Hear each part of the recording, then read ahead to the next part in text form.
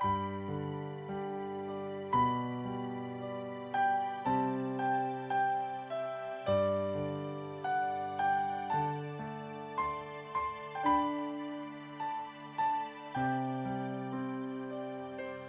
noite, irmãos, boa noite, irmãs. Estamos na hora do culto, mas infelizmente não estamos em culto ainda. Continuamos então com as nossas devocionais. E hoje em especial eu quero refletir com você sobre o tema Não viva à beira do pecado. Muitos estão comemorando o cancelamento do carnaval em muitas cidades, pois, fora o perigo da contaminação com o vírus do Covid, atribuem ao carnaval tantos exageros e tantos outros problemas que só geram males. Por isso, alguns festejam não comemorar o carnaval ou não festejar o carnaval.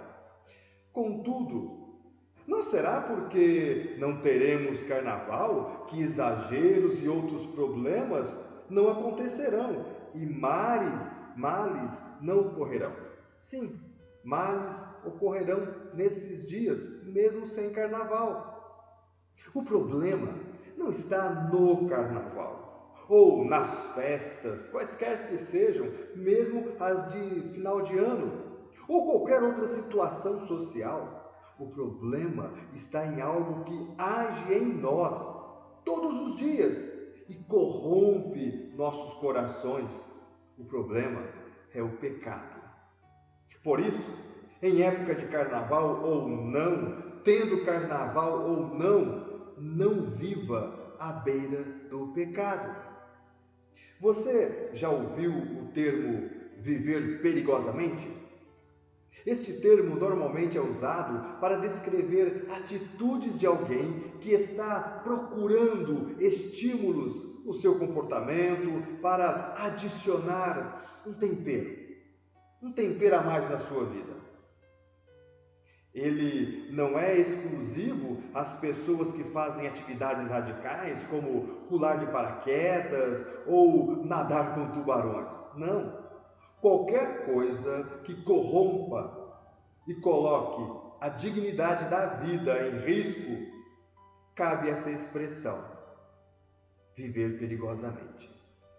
Para nós cristãos, essa expressão pode ser percebida no viver de uma forma mais semelhante ao viver do mundo, mas sem se tornar como o mundo, ou como agem as pessoas no mundo. Então, por exemplo, se adota um padrão de comportamento, de vestimentas, de interação social, amizades, diversões, prazeres e até mesmo de vocabulário, um jeito de falar, que num primeiro momento dificilmente pode ser distinguido, diferenciado dos padrões que as pessoas que não professam a fé cristã exibem. Então o cristão e o não cristão falam iguais, se vestem iguais, interagem com amizades, diversões e prazeres de maneira tão igual que não há distinção entre eles. Muitas vezes, esses padrões não são em si pecaminosos, mas demonstram uma vontade, um desejo de viver na beira do abismo do pecado, chegando pertinho, buscando um estímulo que gere uma espécie de satisfação no coração. Então, por exemplo, você decide beber alguma bebida alcoólica ou frequentar festas e dançar no final de semana. Nenhuma dessas coisas por si só são pecaminosas, são pecados. O que é e deve ser evitado é o alcoolismo ou as danças indecorosas, levianas, sensuais. Alguns dizem que só estão indo beber porque o gosto da bebida lhes agrada, ou que é simplesmente a movimentação física da dança que os motiva a participar dessas atividades sociais. Mas o problema está na verdadeira intenção do coração, porque é aí que Deus olha, é aí que Deus observa o motivo das nossas ações. Novamente, o pecado pode até não existir no ato em si, mas enganoso é o nosso coração mais do que todas as coisas e desesperadamente corrupto. Jeremias capítulo 17, verso 9. Mesmo que o momento onde a pessoa bebe ou dança esteja sendo compartilhado com pessoas amigas da mesma família, é preciso vigiar a verdadeira intenção. Afinal, precisamos estar atentos à real motivação do nosso coração em tudo que fazemos. Ninguém peca porque tem o dever de pecar. Nós pecamos porque estamos sempre buscando a satisfação e o prazer do nosso coração. E o nosso coração não é tão confiável assim, não. Por exemplo, os ambientes onde a bebida e a dança são costumeiros, normalmente são acompanhados de outros pecados, ainda piores. Você se lembra como os jovens geralmente associam essas coisas? A bebida alcoólica é vista como o princípio para algo para dar coragem. As festas são lugares para satisfazer desejos do coração, mas desejos carnais. Há cristãos que justificam sua participação nessas ações, estabelecendo até limites. Eu vou beber, mas não fico embriagado. Ou eu vou para a festa, mas eu não quero ficar com ninguém. Mas os limites autoimpostos não devem inspirar tanta confiança, não. Eles são fruto desse coração totalmente enganoso. Além disso, sair para beber pode não ser, em algumas situações, um pecado, mas isso certamente pode nos deixar próximos, muito próximos dele. A palavra de Deus, em Efésios capítulo 2, verso 1 a 3, nos ensina que o cristão pode esperar 3 inimigos em sua vida.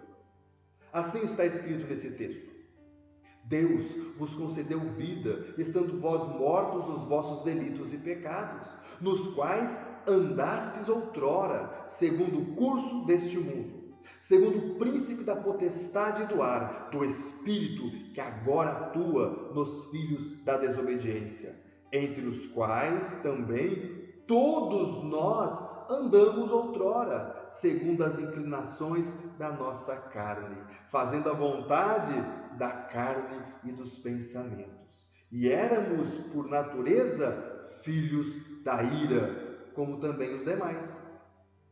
Esse texto nos revela que, seguindo o nosso coração, andávamos segundo o curso deste mundo, este mundo que jaz no maligno. Andávamos segundo o príncipe da potestade do ar, ou seja, de demônios. E as inclinações da nossa carne, ou seja, do nosso coração, da nossa natureza, nos dominavam. É importante, queridos, é importante, meu querido irmão, minha querida irmã, que entendamos o que cada um desses inimigos significa para nós cristãos, para nós que entregamos a nossa vida a Cristo, para nos chegarmos a Deus em santidade, nos desligando deste mundo de pecados, deste mundo que jaz no maligno, deste mundo que não agrada a Deus, nem o adora. O mundo, então, é uma armadilha. É o nosso inimigo, é uma areia movediça. O mundo tenta assimilar todos os que vivem nele e não aceita pessoas diferentes que desafiam os seus valores mundanos, contrários a Deus. Ele está constantemente tentando engolir todos que vivem nele, já que foi totalmente corrompido pelo pecado e está caminhando em direção à ruína, com desejo de arrastar todos juntos. João capítulo 17, verso 16, nos ensina que nós cristãos estamos no mundo, mas não pertencemos, não somos do mundo. somos chamados, então, a não deixar que essa assimilação mundana, esse envolvimento corrupto aconteça conosco, nós que estamos em Cristo Jesus. Outro inimigo é o príncipe da potestade do ar, o espírito que opera neste mundo, que é o acusador, que é o diabo. Aquele que a palavra de Deus, lá em 1 Pedro capítulo 5, verso 8, nos chama para ficarmos vigilantes contra ele, porque ele está sempre ao nosso redor, como um leão faminto, querendo nos devorar. O diabo é mentiroso, destruidor e assassino. Ele vai sussurrar no nosso ouvido constantemente que estamos bem, que podemos fazer aquilo, que podemos nos aproximar do pecado, e então nos atacará e acusará quando cairmos em suas armadilhas. E o último inimigo é a carne, que é o nosso coração enganoso, a nossa natureza pecaminosa, o qual só nos livraremos completamente quando partirmos desta vida para a vida eterna com Cristo Jesus. Essa é a parte do nosso ser que está manchada pelo pecado e perdeu completamente o seu discernimento. Todo ser humano busca alegria, e a Bíblia, sabendo disso, nos oferece o caminho certeiro para alcançar essa alegria em toda a sua plenitude. Diz a palavra de Deus: Tu, Senhor, me farás ver os caminhos da vida, na tua presença há plenitude de alegria, na tua destra delícias perpetuamente. Salmo 16, 11.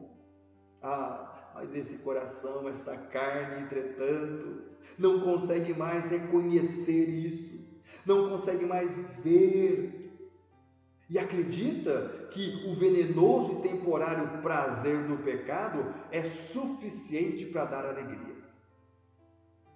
Por quê? Por que vivemos perigosamente, nos aproximando tanto do pecado que nos separa de Deus? Por que vivemos tão perigosamente, nos aproximando do pecado como se estivéssemos cutucando uma onça com vara curta? Sabe por quê? É porque estamos sempre buscando alegria, alegrar nosso coração. O que o pecado faz é atacar, é confundir nossos sentidos, tirando o senso de direção e discernimento do que é bom ou ruim. Bom e ruim para nós mesmos. Passamos então a buscar o prazer independentemente de onde se encontra, de onde ele venha ou de qual será a consequência. Mas, como diz o Salmo 16, verso 11, como ele nos ensina, a plenitude da alegria existe, mas existe com Deus, existe na presença do Senhor, e não em outro lugar, não na bebida, não nas festas, não nas roupas, não nos prazeres, não nos carnavais. Viver perigosamente, dar uma olhadinha através da brecha da porta do pecado, pode trazer um prazer para o nosso enganoso coração. Mas isso não é suficiente, nunca vai ser o suficiente, porque o buraco que existe em nosso coração é infinito, e só a alegria infinita pode preencher esse buraco, esse vazio. Buscar prazeres no mundo é, como Jeremias capítulo 2, verso 13, a segunda parte do verso 13 diz, e ilustra, é cavar cisternas rotas que não retêm água. Eventualmente, ficaremos com sede novamente, cavaremos mais fundo e entraremos mais em contato com o pecado, deixando que o mundo, o diabo e a carne nos alcancem e nos enganem. Para evitar que isso aconteça, devemos reconhecer que em Deus e com a ajuda de Deus alcançamos a verdadeira alegria. Quando buscamos nossa alegria naquele que oferece a alegria eterna, aí sim satisfazemos o desejo do nosso próprio coração com uma alegria saudável. E não precisamos mais do viver perigosamente, e seremos guiados à essência do viver eternamente com o Senhor Jesus. Que o Deus da alegria te visite, que o Deus da alegria te acompanhe. Sim, que o Senhor esteja à tua frente para indicar-te o caminho certo. O Senhor esteja ao teu lado para abrigar-te em seus braços e para proteger-te. O Senhor esteja abaixo de ti para acolher-te quando caíres e livrar-te de todo laço. O Senhor esteja em ti para consolar-te quando estiveres triste. O Senhor esteja ao teu redor para defender-te quando outros, aqueles inimigos, te atacarem. O Senhor esteja acima de ti para te abençoar. Assim te abençoe o Deus que concede verdadeira alegria. Pai, Filho e Espírito Santo.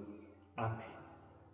Que você tenha experiência da alegria do Espírito Santo de Deus, te concedendo naquele vislumbre do maravilhoso Salvador Jesus Cristo que nos enche da sua graça, também experimentando do grande amor de Deus Pai, amor que Ele tem por você e por sua família. Fique com Deus, fique com Cristo e fique em paz.